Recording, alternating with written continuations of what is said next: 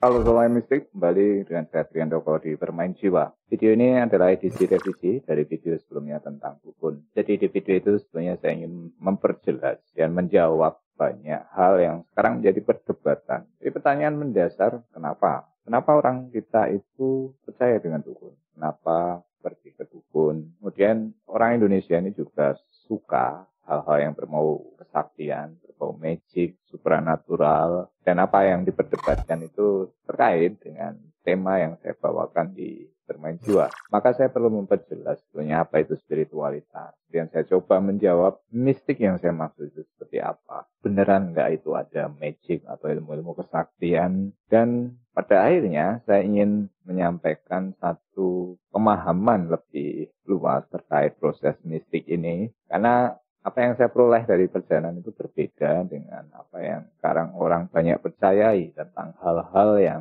menjadi perdebatan ini. Oke, seperti apa? Silahkan kamu simak video ini sampai selesai.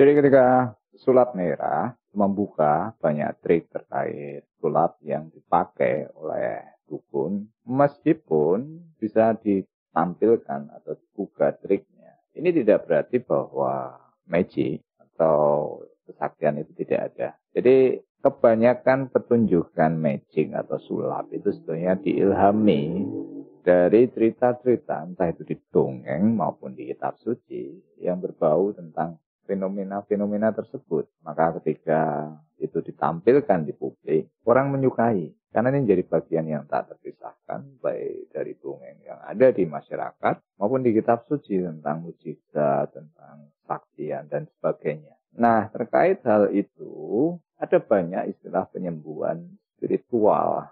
Jadi orang kita itu tidak bisa membedakan apa sebenarnya yang dimaksud dengan spiritualitas. Setiap kali bicara spiritual, apa yang ada dalam kepala kebanyakan orang itu pasti bersinggungan dengan kekuatan supranatural. Nah, itu sebabnya saya ingin memperjelas apa yang dimaksud spiritualitas. Jadi spiritualitas dan supranatural, kekuatan supranatural ini dua hal sebenarnya yang berbeda. Dan kalau mau dikatakan, sebetulnya ini saling bertolak belakang. Cara proses, keduanya sangat berbeda. Ketika bicara tentang spiritualitas, apa yang diproses di sana itu adalah melepas ego. Jadi malah meniadakan diri. Sebaliknya, ketika orang belajar kekuatan supranatural, itu perkuat dirinya, egonya. Jadi ini dua hal yang berbeda. Maka ketika spiritualitas ini tidak dipahami, ketika orang tertarik lebih pada kekuatan supranatural, ini justru malah memperjauh dari aspek-aspek nilai-nilai spiritualitas. Contoh saja sekarang yang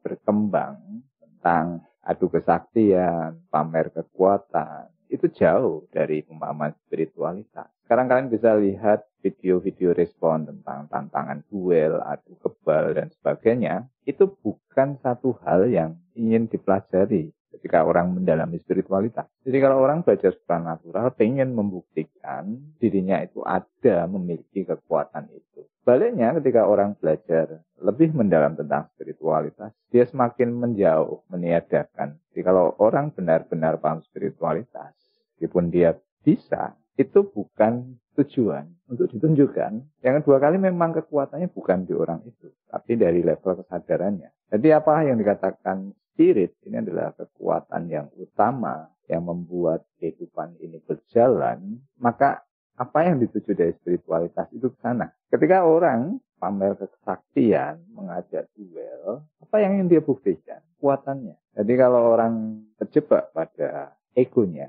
dia ingin menunjukkan hal ini. Kalau orang spiritualitas, tujuannya bukan membuktikan kesaktian. Tujuannya bukan dengan ketika dia menantang duel, kemudian dia menang. Bukan. Justru orang spiritualitas, bagaimana supaya tidak ada duel, tidak ada perang, dan akhirnya kehidupan ini menjadi lebih baik. Setiap kali ada upaya menunjukkan ego, pasti ada reaksi.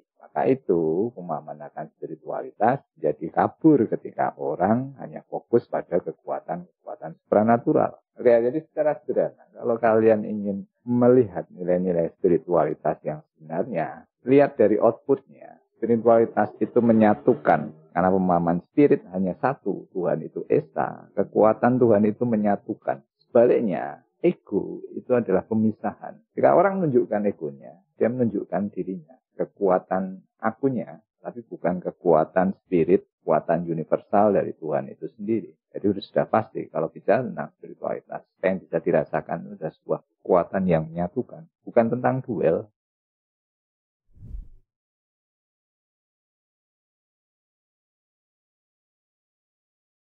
Lalu berikutnya, apakah kemudian semua dukun itu menipu? Apakah semua dukun juga cabul? Dukun itu sendiri hanya istilah masa lalu, ya kata lainnya mungkin tabib juga. Ya sebenarnya dokter tapi istilah di masa lalu. Di luar juga ada istilah saman, ya kan, penyembuh juga. Cuma ini dari konteks satu nilai-nilai peradaban yang sudah berbeda. Jadi dulu yang dikenal sebagai saman, dukun, tabib, itu tidak seperti dalam sistem ekonomi yang sekarang. Orang-orang yang mendapatkan gelar atau dipercaya sebagai tabib, dukun, saman, itu memang hidupnya didedikasikan untuk kesehatan masyarakat. Jadi saya pernah baca di masa lampau di peradaban Cina itu sistem kesehatannya yang dikatakan dukun atau tabib itu tadi. Semua orang waktu sehat itu membayar dukun itu tadi. Tapi ketika orang sakit justru gratis. Demikian pula secara politik atau undang-undangnya. Profesi-profesi yang penting terkait pemahaman spiritual atau tingkat kesadaran masyarakat itu benar-benar dipisahkan. Dia fokus untuk nilai-nilai yang bermanfaat bagi masyarakat. Jadi tidak dilibatkan dalam persaingan. Khusus jadi seorang alkemis juga fokusnya ke sana. Bagaimana agar makin pintar semuanya, makin sehat semuanya. Nah ini tidak akan bisa kita jumpai dalam sistem yang berjalan sekarang. Otomatis ada persaingan antar dokter lain, ya kan? Karena semua pasti punya kebutuhan yang semakin lama semakin meningkat. Oke? Akhirnya dia tidak fokus lagi pada kesembuhan, tapi sudah mulai terdegradasi pada nilai-nilai keuntungan. Karena kalau tidak untung, dia tidak bisa bertahan. Nah, fenomena ketika dukun itu melakukan penyembuhan tidak bisa dijelaskan, saya punya pendapat yang berbeda. Karena yang ingin saya katakan ada sains yang hilang, yang tidak kita temui lagi sekarang. Bukan berarti mereka tidak punya penjelasan, penjelasannya pun tidak akan bisa dipahami dengan sains sekarang, karena sangat berbeda. Jadi ketika seorang dukun itu dengan cara yang tidak logis bisa menyembuhkan, ya ini yang dikenal sebagai efek placebo. Efek placebo dan nocebo, ini dua efek yang saling bertolak belakang. Efek placebo itu adalah ketika kamu ada rasa percaya pada proses penyembuhan, kemudian kamu punya harapan, maka cara hasil pemulihan atau sembuh dari sakitnya itu juga akan berpengaruh. Ini bukan sekedar keyakinan, ini sudah diriset. Oke?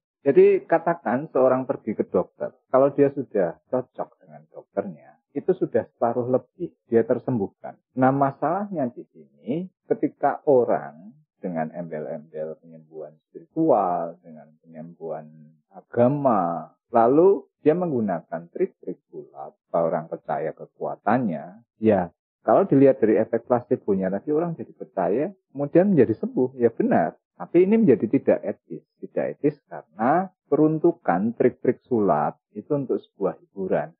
Oke, tapi kalau dari output mungkin juga karena efek placebo itu tadi menjadi sembuh. Jadi kalian bisa bayangkan ketika sistem kesehatan masyarakat itu sudah penuh kompetisi, ya kan? Ada banyak oknum yang korup di sana. Maka ketika orang sakit, bayangkan orang sakit, mungkin dari sisi kedokteran dibilang ini sudah tidak ada harapan. Misalnya. Kalaupun ada proses penyembuhannya, biayanya mahal, oke? Kemudian dia pergi ke dukun, dukunnya bisa menunjukkan satu hal yang sifatnya supranatural, yaitu secara otomatis membuat dia percaya begitu saja. Bayangkan dia sudah putus asa, tidak punya biaya, oke, dan ada orang yang mampu memberi harapan itu. Nah, problem berikutnya saya lebih fokus pada satu sistem. Artinya ketika profesi dukun itu banyak orang yang percaya, ada satu hal yang tidak beres dengan sistem kesehatan. Kenapa demikian? Ya, saya tadi bandingkan dengan apa yang ada di peradaban masa lampau. Ketika kita bicara antara dukun dan dokter, itu persepsinya sudah antara positif dan negatif. Tapi beberapa hal yang saya temukan,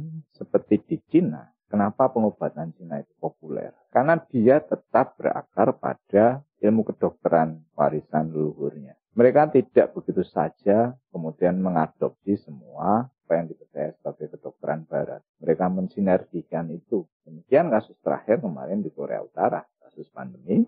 Mereka juga menggunakan apa yang disebut Koryo, teknik penyembuhan tradisional Korea Utara. Dan mereka juga bisa mengatasi pandeminya. Tapi tidak dengan apa yang ada di Indonesia. Justru ini menjadi semakin terpisahkan. Akhirnya kan orang sudah putus asa, biaya pengobatan tinggi, pergi ke dukun, dan ini sudah menjadi bagian yang terpisah karena tidak disinergikan tadi, tidak diriset, ya kan. Akhirnya ya justru masyarakat lagi yang menjadi korban. Kalau itu disinergikan, justru satu sama lain saling menguatkan. Karena dasar penyembuhan yang dikatakan penyembuhan energi itu berbeda dengan penyembuhan medis. Penyembuhan energi, placebo itu yang utama. Karena secara spirit yang menyembuhkan adalah kekuatan harapan itu tadi. Dan itu yang disebut sebagai kekuatan vital. Tujuan penyembuhan energi adalah kembali pada kondisi sebelum sakit. Penyembuhan medis adalah lebih memperbaiki organ mana atau sistem dari tubuh itu yang tidak bekerja. Jadi ini dua hal yang sebetulnya tidak bertentangan tapi saling melengkapi. Itu sebabnya di luar orang lebih tertarik kembali bagaimana merawat dirinya dengan pendekatan holistik, ya kan? Merawat pikirannya karena efek placebo sudah terbukti. Jadi diawali dari sana. Nah, itu juga yang saya coba bagikan di Permain Jiwa. Kalian harus menggunakan meditasi untuk penyembuhan itu sendiri. Karena kalian bisa, hanya modalnya mengembalikan kekuatan vital, harapan yang positif, pemikiran yang positif. Hanya meskipun kalian pun pergi ke dokter, itu menjadi satu hal yang saling melengkapi.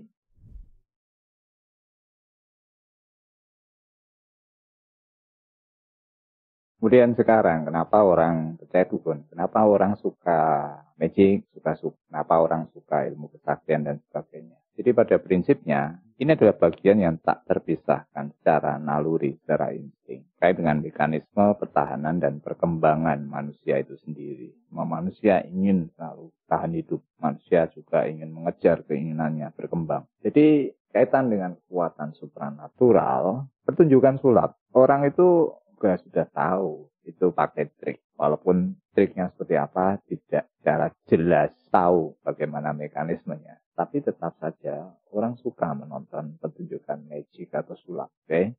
Nah, beberapa alasan kenapa? Karena pada dasarnya manusia kebanyakan itu menyukai hal-hal yang tidak logis atau melampaui logika. Kenapa manusia menyukai ini? Karena seperti tadi, meskipun itu tahu trik ya, tapi karena tidak tahu persis bagaimana itu bisa dibuat triknya, itu menimbulkan efek keheranan. Dan keheranan ini secara psikologis itu seperti menjaga harapan. Jadi ini alasan kenapa secara naluri orang itu suka hal-hal yang berbau magic. Kenapa orang percaya Tuhan? Karena itu memberi harapan. Okay?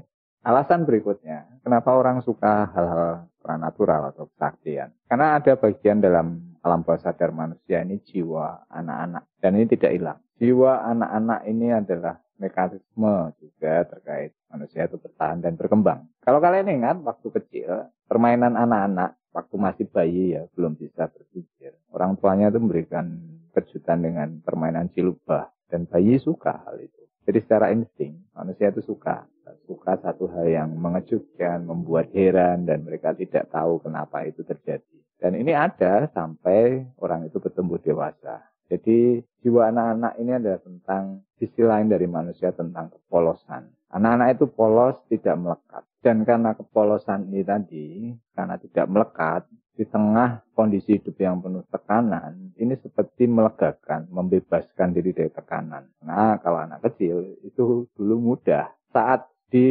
marah, saat tertawa. Nah, Nah, ini hilang ketika orang itu semakin dewasa. Maka pertunjukan magic, sulap, supranatural ini memberikan satu efek yang sama. Kemudian berikutnya terkait di bermain silat. Kenapa saya justru menyarankan kalian belajar dari dalam diri kalian secara intuitif? Karena itu dulu yang menarik saya. Dan kebanyakan orang juga setelah saya berbagi lewat channel ini mengalami banyak pengalaman yang tidak terjelaskan juga. Jadi ini sama secara esensi dengan sulap atau magic atau hal-hal supranatural tadi. Jadi pada prinsipnya suatu hal yang tidak bisa kita jelaskan itu membuat penasaran. Dan karena penasaran itu kemudian kita mau belajar. Dan ini akhirnya membuat kita bertambah lebih berpengetahuan. Akhirnya kita bisa lebih berkembang. Alasan berikutnya terkait kenapa orang suka hal-hal supranatural. Kekuatan dasar dari manusia, dari Homo sapiens ini adalah kekuatan imajinasi. Jadi dari sekian makhluk di semesta ini, manusia itu kan menentukan jalannya peradaban. Kenapa manusia juga suka ramalan, kenapa suka baca tarot, kenapa penanggalan, kenapa numerologi, astrologi. Karena memang secara naluri manusia itu digerakkan dengan imajinasinya untuk tahu dan merubah masa depan. Oke? Nah, pertunjukan magic, sulap, sekalipun ada triknya, ini seperti memberi energi, kekuatan imajinasi manusia. Ini yang selalu membuat dirinya terpacu, fokus pada mimpi-mimpi yang secara imajinasi itu tadi bisa ditunjukkan secara nyata dalam pertunjukan. Kemudian ini yang sudah kita bisa rasakan sendiri. Semua manusia itu pasti takut mati. Artinya dia selalu ingin bertahan hidup. Dan itu sebuah ibaratnya naluri insting yang tertanam pada semua apa yang hidup. Jadi secara insting manusia pasti ingin mempertahankan eksistensi kehidupannya. Nah, pilihan mana, bagaimana dia mempertahankan eksistensinya, tentu yang dipilih yang aman, yang nyaman, oke? Nah, terkait dengan sulap tadi, kekuatannya kan adalah mewujudkan satu hal yang tidak dijelaskan dengan trik itu tadi, yang tadinya tidak mungkin kok bisa diwujudkan. Nah, ini yang dilakukan juga oleh dukun-dukun. Nah, padahal secara insting seperti saya tinggi, jika ada dukun sakti, orang sudah percaya karena dia merasa aman, sakitnya bakal tersembuhkan, memberi kenyamanan, ya otomatis orang banyak percaya. Apalagi ketika dia tidak punya kekuatan ekonomi, sementara penyembuhan mahal misalnya. Nah, ini kasusnya sudah pakai trik, mungkin juga yang saya dengar. Akhirnya penyembuhannya juga mahal juga, karena orang makin banyak yang percaya, ya akhirnya tidak membantu apa yang sudah menjadi kekurangan di sistem kesehatan modern, di mana biaya kesehatan itu menjadi semakin mahal.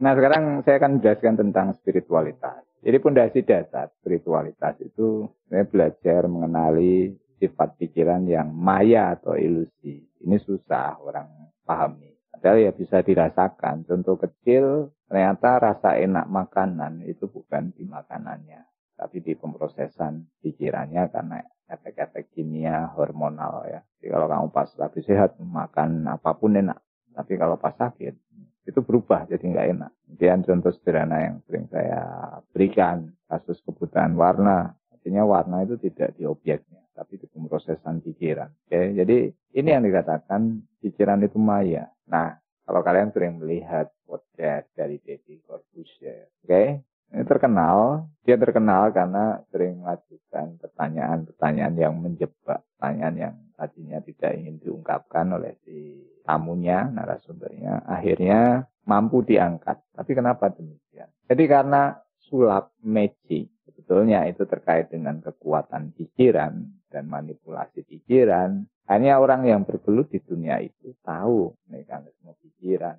Dia bisa memancing satu hal yang tadinya tidak ingin diungkapkan jadi terungkap. Demikian pula pesulap merah. Yang saya tahu dia juga belajar banyak tentang hipnoterapi.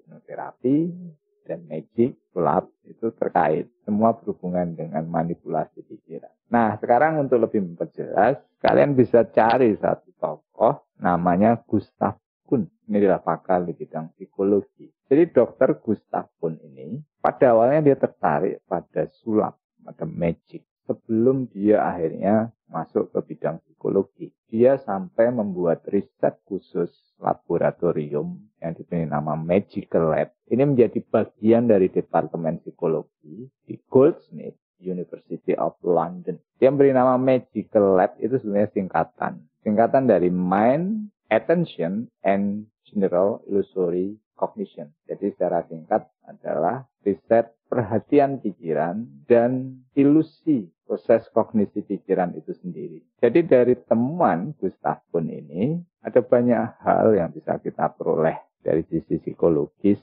tentang pertunjukan sulap dan menjawab banyak hal terkait dengan kenapa orang suka ke dukun, percaya dukun, percaya kesaktian. Jadi Gustav Kuhn ini memberi definisi sulap itu seperti seni memanfaatkan celah kognisi. Jadi Dr. Gustav Kuhn memberi definisi sulap itu adalah seni memanfaatkan celah kognisi dengan mengalihkan perhatian. Jadi dalam pertunjukan magic atau sulap itu ada dua unsur. Unsur pertama adalah pengelabuan atau penyesatan. Unsur yang kedua adalah pemaksaan halus lewat sugesti atau hipnosis. Jadi kalian bisa cari di video-videonya. Pada intinya semua trik itu adalah mengalihkan perhatian. Kemudian ketika sudah teralihkan, dia baru menjalankan triknya. Dan apalagi sekarang teknologi itu sudah maju.